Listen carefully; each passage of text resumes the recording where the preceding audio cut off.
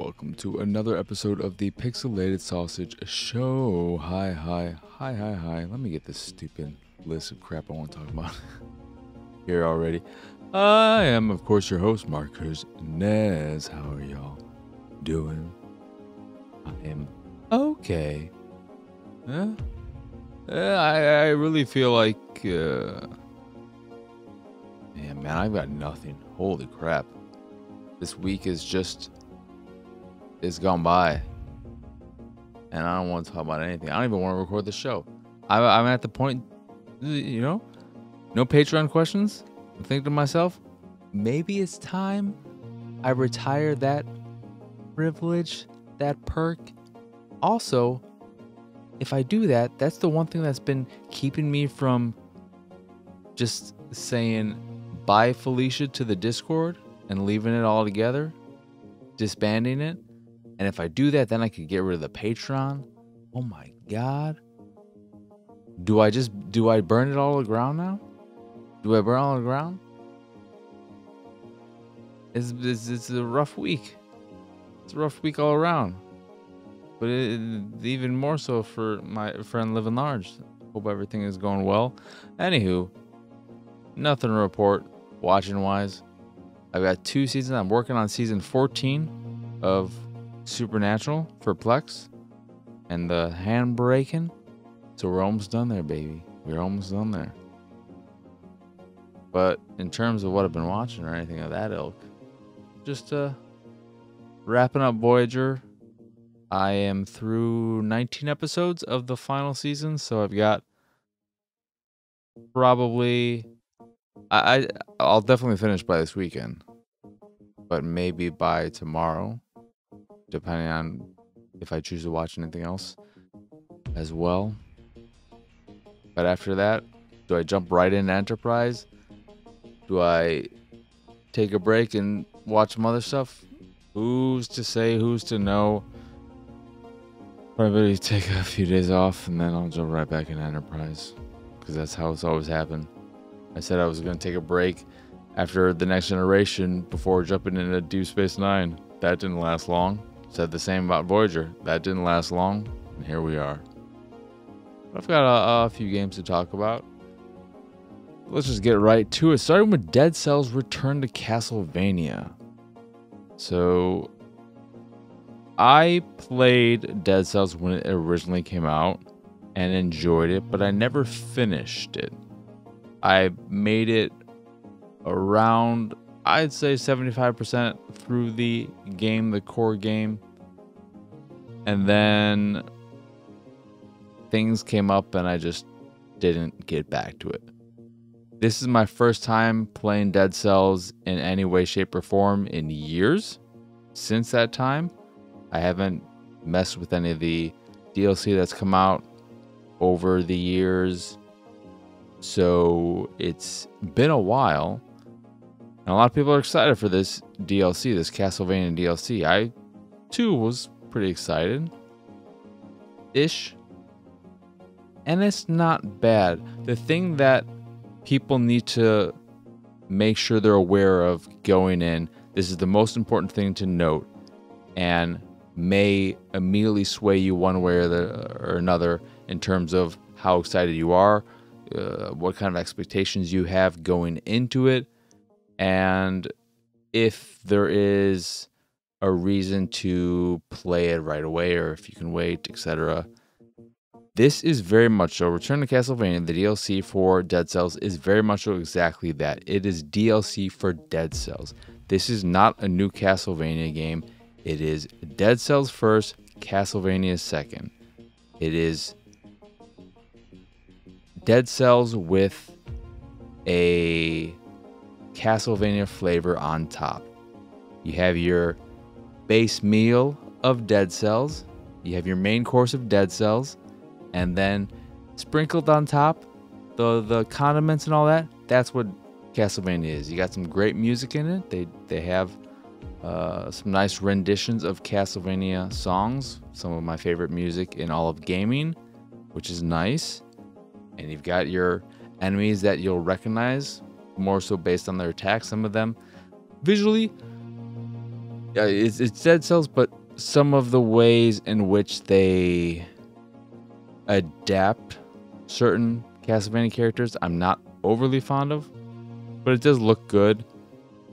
I, because when I jumped into the game, there's a lot there that has been added since the last time I played it. So there are now a bunch of different outfits you can change into that I have not unlocked. I only have a few palette swaps, and then I guess this was some free DLC or something. I had a Santa outfit and a snowman outfit. So I did play through the game as Santa Claus, Santa Cell. But the first thing that was apparent when I booted up the DLC, the game and the DLC, is that it is a part of the main game. There is no game mode selection. There's no Return to Castlevania selection in the main menu. It's not a separate own thing. And the game does not do a great job, especially if you're someone who hasn't come to the game in a while, but you have an old save. Whenever I get around to playing this for Attack the Backlog, I am just going to reset and start over from the beginning. I don't mind losing all that progress. It's fine, because it's a good game. But they don't really tell you where to go or how to go about starting the DLC, which is something I always find a little bit frustrating in games of not games of this nature, but in DLC when it's handled that way, where you have to just... I guess it's more so of a problem if you haven't been sticking around with the game, because if you have been, maybe it'd be clear that, oh, here, this is a new area. This will probably lead me to the DLC. I just happened to pick the right path and get to the DLC. But I did one run through and defeated death first try. Was immediately reminded. The thing I'll say about Dead Cells is that it feels really good. It just feels really good. And as someone who hasn't played it in years, coming back to it, it immediately felt good. And like I was at home. It was as if I hadn't been away at all. And that's not surprising given how much love there is for the game and how good I even think it is. Because when I stepped back and thought about Dead Cells and Castlevania, Dead Cells being the rogue light and Castlevania being your more bespoke, handcrafted type of game, your handcrafted experience, I realized I am, as much as I like rogue games and thought I loved rogue games, I more so like very similar, very, very close in genre and style, the Souls type of game or the Castlevania Metroid type of game. I am way more a fan of those handcrafted experiences because you get... It may not be as replayable, but you get a much more satisfying experience. And in those games, you get to appreciate the level design and the design of the game as a whole. So the entirety of the game is designed, whereas in something like Dead Cells or rogue games in general, not to paint with a broad brush, but those games are way more, because of the heavy reliance on RNG often in terms of level design and item drops and stuff of that nature, progression, etc. Those games are all about gameplay and mechanics. So if they don't feel good, you're gonna have a problem. And thankfully, Dead Cells feels really good. But the level design leaves a lot to be desired. It's not satisfying exploring the castle. I don't get as much out of the level design in Dead Cells as I do in any Castlevania game, and that is one of the immediate things I realized when I was playing through the Castlevania DLC in Dead Cells. This is just, again, this is just Dead Cells with Castlevania flavoring. And that's not bad, but I am way more interested. I'm way more a fan of the Castlevania side than the Dead Cells side. So for me, it's a disappointment. And I don't think they ever sold the game as being a Castlevania game, as being a new Castlevania game. I think it was always sold as, this is Dead Cells, but teaming up with Castlevania. You're going to get some great music, you're going to get some of those enemies you remember, and all of it wrapped up in the Dead Cells game you know and love. But I want the opposite. I have to realize, though, that this is something gamers of a certain age will care more about, for us fans of Castlevania. However, there are a lot of young players, there are a lot of people who have little to no experience with Castlevania, but they love Dead Cells, and for them this will probably be great. But I couldn't help but be disappointed ultimately by the, I don't want to say poor level design. I mean, it is poor level design, but it's poor level design, by the structure of the game, by the randomly generated aspect of it. You just don't get those satisfying aspects you get from a handcrafted castle, where you are going through it, areas are closed off at first, and then you gain a new ability, gain an item that opens up a new area, and you can continue to explore. You unlock shortcuts that make you realize how small the castle is.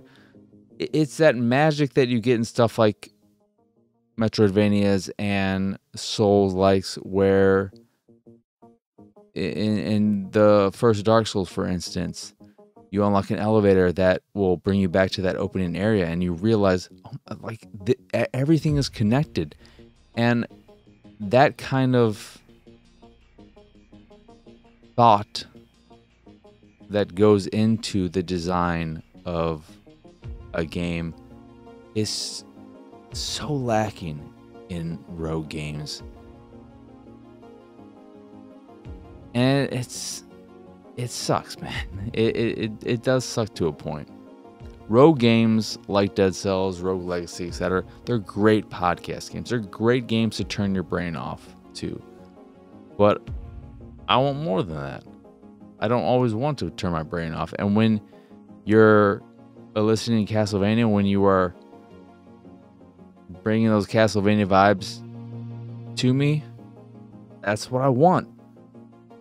So for me, I think the Return to Castlevania DLC, and this is based off of a few hours of play, if that. It's really well done. I've unlocked a few costumes too, which is nice. You get to run into characters you know and love. The music is great. And it feels really good. It's just, it's a Dead Cells game. And here's the best example of how this is a Dead Cells game first and a Castlevania game second. All the candles and torches and lights in the game, in the castle, they're indestructible. You can't destroy them. That is one, as stupid as that sounds, and maybe this is just me, I'm never going to call myself the hardest of hardcore Castlevania fans, so maybe those people don't actually care about this. One of the base core elements, you've got to make sure this is in your Castlevania game. If you're making a Castlevania game, you got to be able to destroy The candles, the torches, the lights, and if you don't want to have them drop little hearts, okay, fine. But they should drop little hearts as well. And you can't do that. Nothing happens. They're just part of the background that you can't interact with in any way. And that was one of the first things I tried when I realized, I've said realize so many freaking times, but when they didn't break and they kept not breaking, because I would get to some torches first or whatever, and they didn't break. Then I found some candles. Okay, maybe these will break. Oh, they won't break. Oh, here's some lights. Here's a little lamp. A little, what are those lamps called? With the glass and whatever. A lantern. A lantern? That sounds right. When I got to one of those, didn't break. I'm like, what is this? And that is Return to Castlevania. You can't break the lights or lamps. The end. It's a Dead Cells game. Not bad. I'll play more. You can also only play. You can only go through the Castlevania castle once per run. So after you go through it and get sent back to the base camp or whatever, then you have to either die or just wait until you finish that run proper before you can go through the castle again. Yeah. It's Dead Cells. That's really all you need to know. Do you like Dead Cells? Do you like Dead Cells? Then you'll have a good time here.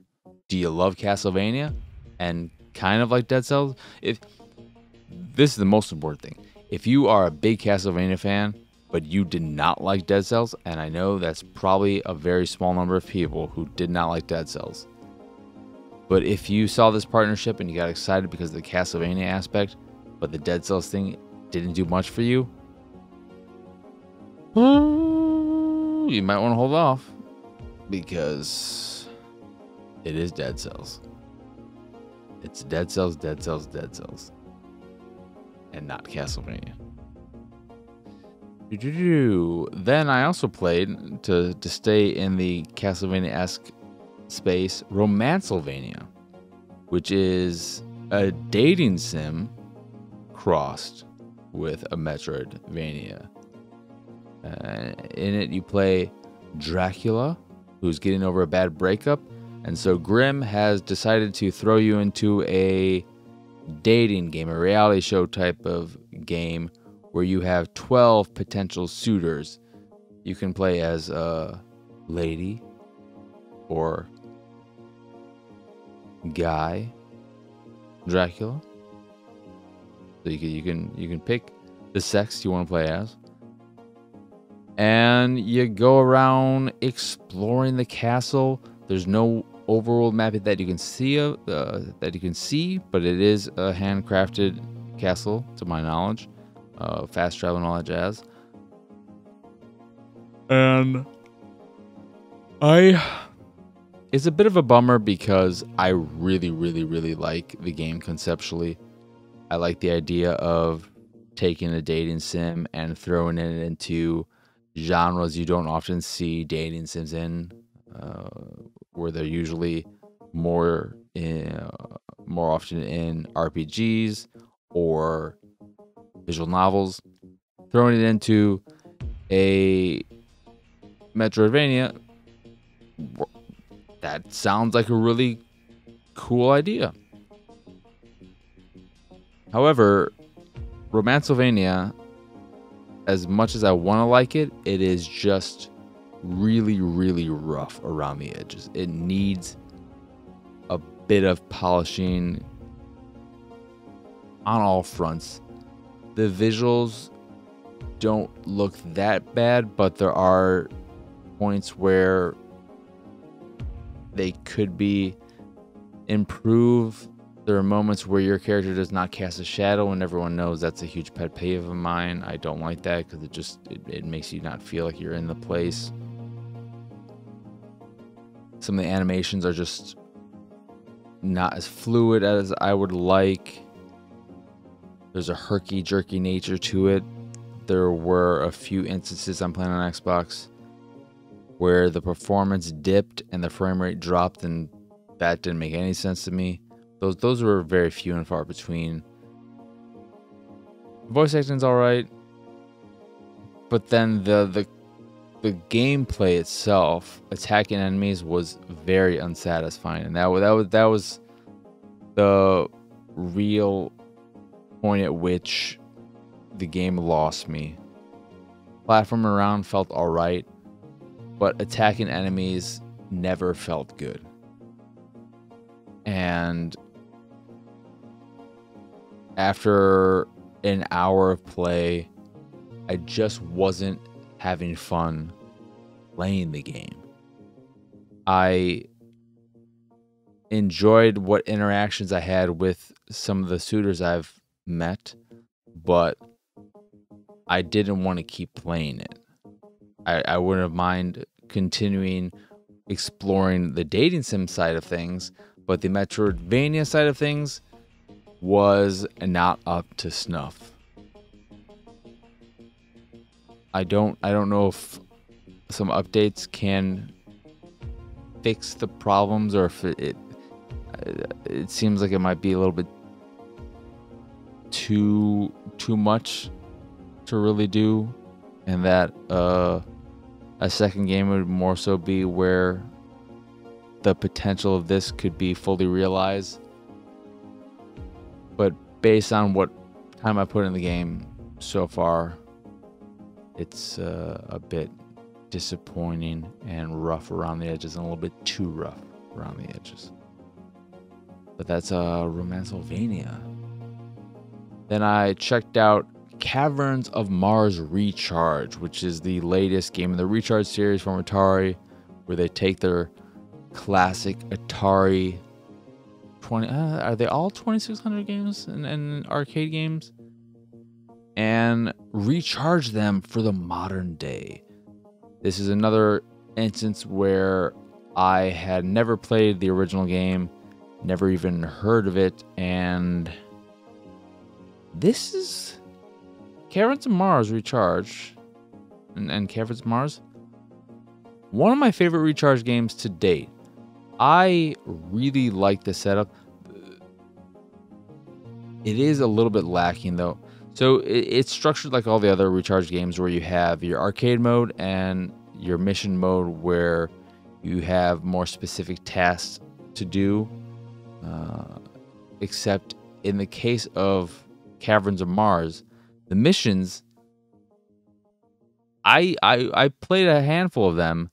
I did not get any sense that they were all that unique, or that they were providing me with very specific. They all felt the exact same. If you did not show me the list of missions and have me selecting them, I would not be able to tell you what mission was what. They all just felt the same, which was disappointing, because it kind of made that part of the game a little pointless. It just felt like playing the arcade game, but not. I don't know what I was getting from that. But the way the game works is that it's like a vertical scrolling shmup, except you are, I guess you're flying down the cavern, and this is all taking place in the caves of Mars. But I think of it more as you were falling. You were falling down through the caverns of Mars, and you're trying to survive. And I guess the main goal of the game is to reach the core. But the way it works is that you are just moving from left to right, trying to avoid obstacles while collecting power-ups and weapons and energy, so that you'll be able to fire your weapon, which is what you need the energy for. And the thing that makes it feel really, really good is that you're falling at a speed that I think it seems like it probably increases slightly as you're moving forward more and more. But when you fire your weapon, whatever it may be, you have a basic just sort of like machine gun to start off with, but you can get a rapid fire gun, a spread shot, a laser, etc., and they all have their advantages and disadvantages. I'm not overly fond of the laser, but the laser can take out a lot of geometry with a single blast. But when you fire the gun, it's not momentum, that's not the word I'm looking for, but firing will push back, will sort of stall your ship, allowing you to make fine movements and prevent yourself from running into various parts. In addition to destroying parts of the environment so that you can clear a path, it also will push back you and hold you back so that you can make fine movements if you need to move across the screen. And that sense feels really, really good. The words escape me as to how I actually want to describe it. But I really liked my time with it. It's just really, really bare bones. And it's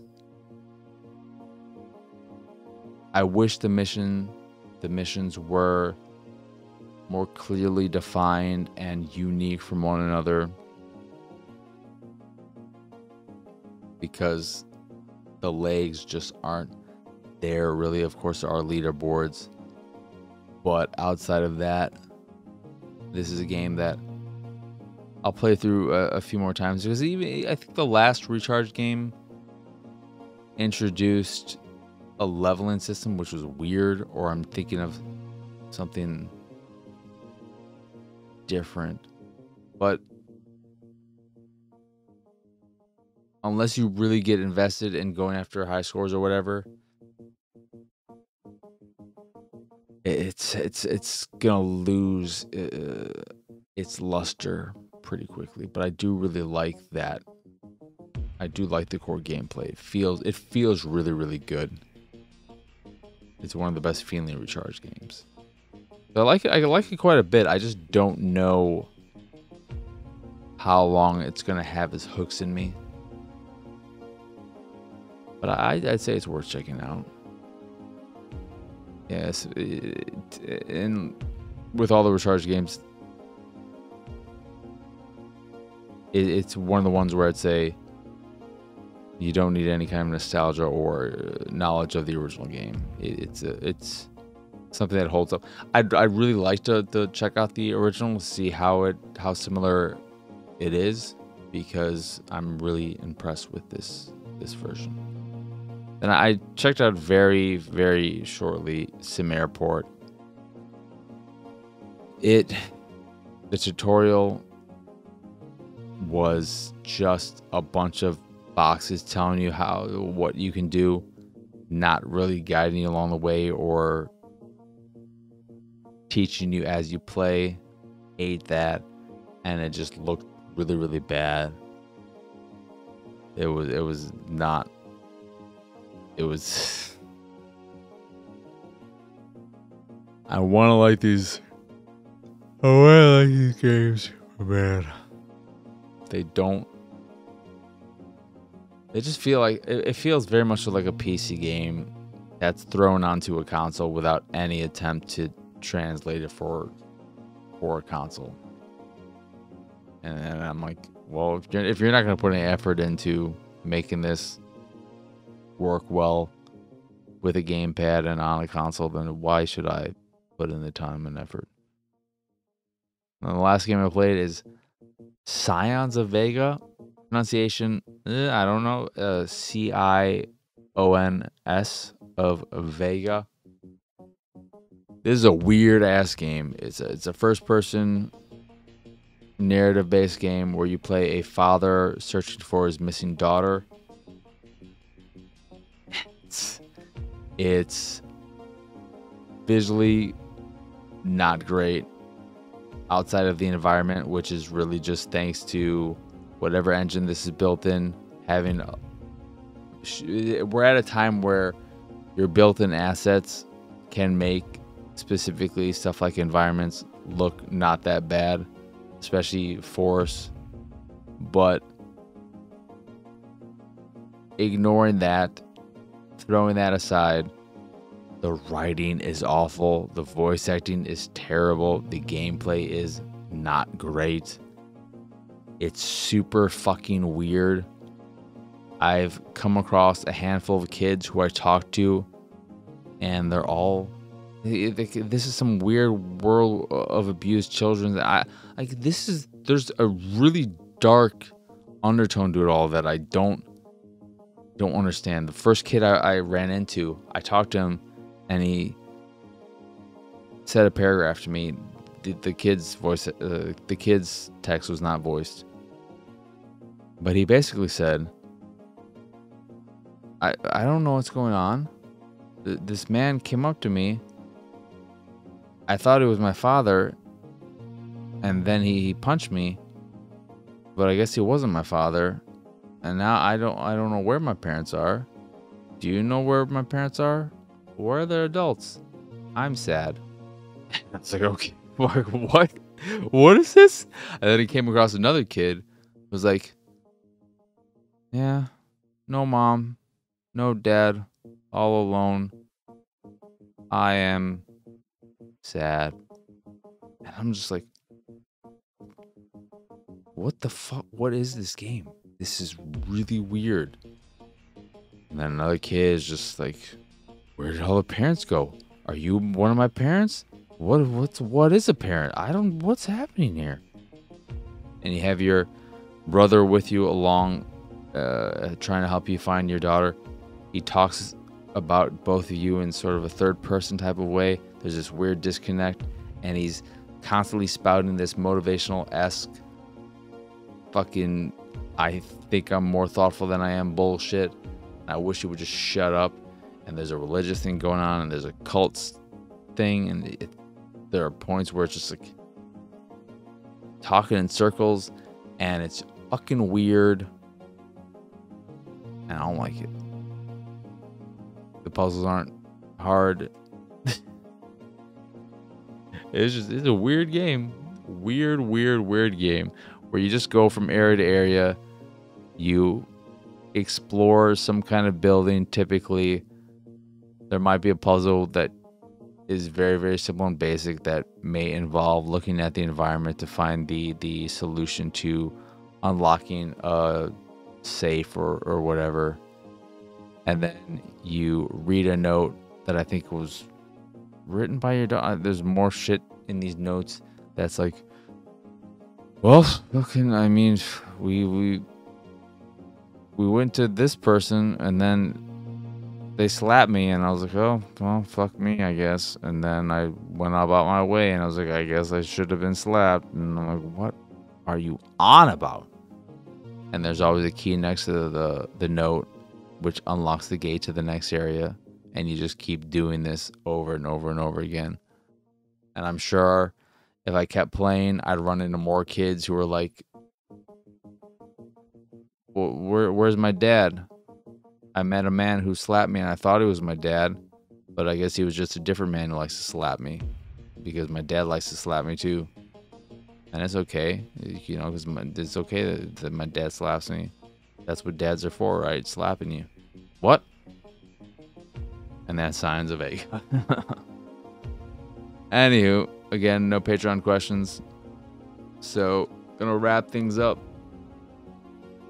Call it a day. So, yeah.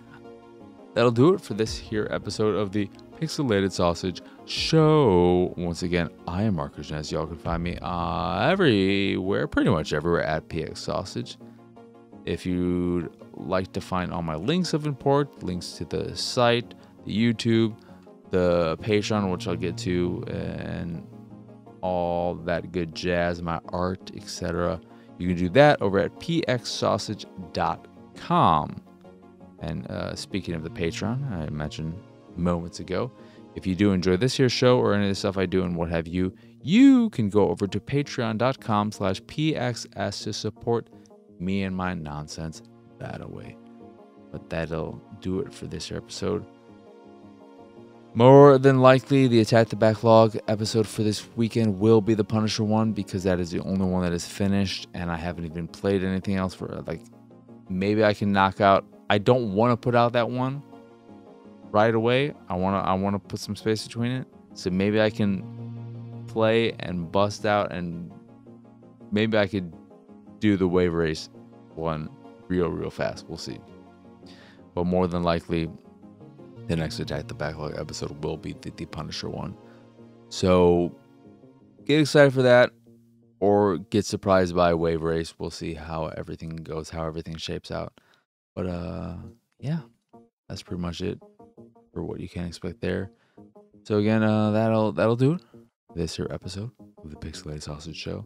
So as always, thank you for watching or listening. I hope you enjoyed this here episode, and I hope you have both a wonderful rest of your day and a lovely weekend. A lovely rest of your day and a lovely weekend. A wonderful rest of your day and a lovely weekend. And I hope everything is on the up and up. Does up and up mean on the positive? I hope everything is all right. Living large, specifically. All my hopes and wishes and hugs and kisses and all that jazz are your way and your way only right now. So yeah. All right, everyone. Send your positive vibes. Living Large's way. Living Large and his family's way. Even if you don't know who he is, if you're not someone who's active in the Discord, do that. All right. Bye, everyone. Bye.